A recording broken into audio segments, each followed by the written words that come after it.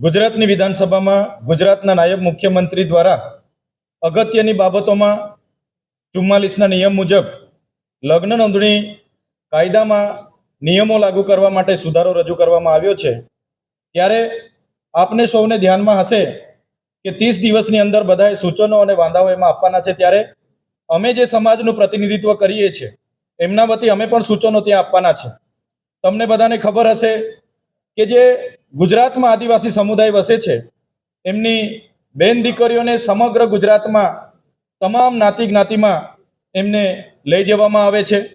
હું કોઈ પ્રેમનો વિરોધી નથી, હું આ લગ્ન બંધનને એક પવિત્ર બંધન માનું છું। હું કોઈ જ્ઞાતિ જ્ઞાતિનો વિરોધી નથી, હું બધા સાથે બધાને સન્માન કરું છું। પણ જે પ્રકારે હજારો દીકરીઓ દર વર્ષે બીજા કોમ્યુનિટીમાં લઈ જવામાં આવે છે, એ દીકરીઓ એમની મજબૂરીનો પણ લાભ ઉઠાવવામાં આવે છે, એમની ગરીબીનો પણ લાભ ઉઠાવવામાં આવે છે અને ત્યાં લઈ ગયા પછી એમનો ઉપયોગ જે આદિવાસીઓને મળેલી અનામત રિઝર્વ બેઠકો પર ચૂંટણીઓ લડાવવા માટે કરવામાં આવે છે, એમનો ઉપયોગ 73 ડબલ એની જમીનો લેવા માટે કરવામાં આવે છે, એમનો ઉપયોગ હોટલો મોટલો પેટ્રોલ પંપો જે એસટીના નામે જાહેરાતો થાય છે એમાં પણ કરવામાં આવે છે, ખોટા જાતિના પ્રમાણપત્ર મેળવવામાં પણ કરવામાં આવે છે।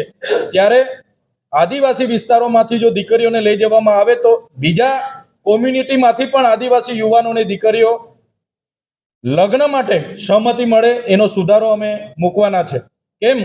કેમ કે આદિવાસી દીકરીઓને તો બધા જ કોમ્યુનિટીના લોકો લઈ જાય છે, જ્યારે આદિવાસી દીકરો કોઈ બીજી કોમ્યુનિટીના દીકરીને લઈ આવે છે તો દુનિયા કરીને એ દીકરીને ફરી લઈ જવામાં આવે છે અને આદિવાસી દીકરા સાથે પરણવામાં નથી આવતી, જેના કારણે આજે આદિવાસી વિસ્તારોમાં પુરુષ અને સ્ત્રીના રેશિયામાં ખૂબ ઘટાડો છે।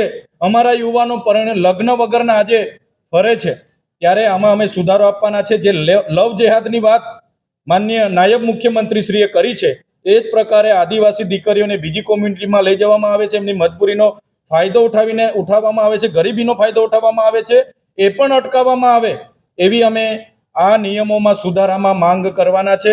અને જે આદિવાસી દીકરીઓને આદિવાસીની રિઝર્વ બેઠકો પર અહીંથી પરણી લઈ જઈને ચૂંટણીઓ માટે એમને સિલેક્ટ કરવામાં આવે છે, 73 ડબલ એની જમીનોમાં માલિકી ધારામાં, વારસાઈ ધારામાં અને તમામ ધારાઓમાં એમનો ઉપયોગ કરવામાં આવે છે, એ બાબતને પણ અટકાવવામાં આવે।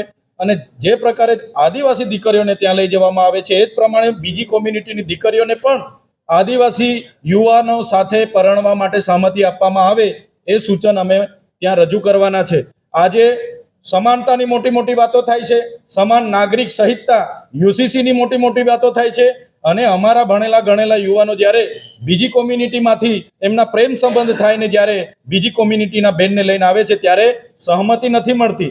એની વાત પણ આ સુધારામાં નાયબ મુખ્યમંત્રી શ્રી ધ્યાન રાખીને એનો ઉમેરો કરે। કાં તો અમારી દીકરીઓને લઈ જવામાં આવે છે તો બધી જ કોમ્યુનિટીના દીકરીઓને પણ અમારા યુવાનોને આપવામાં આવે, ક્યાં તો બીજી કોમ્યુનિટીના લોકો અમારા યુવાનોને દીકરીઓ નથી આપવા માંગતા તો અમારી કોમ્યુનિટીની દીકરીઓને પણ બીજી કોમ્યુનિટીમાં લઈ જવામાં ન આવે એ સુધારો પણ અમે આ નિયમોમાં મૂકવાના છે। ધન્યવાદ।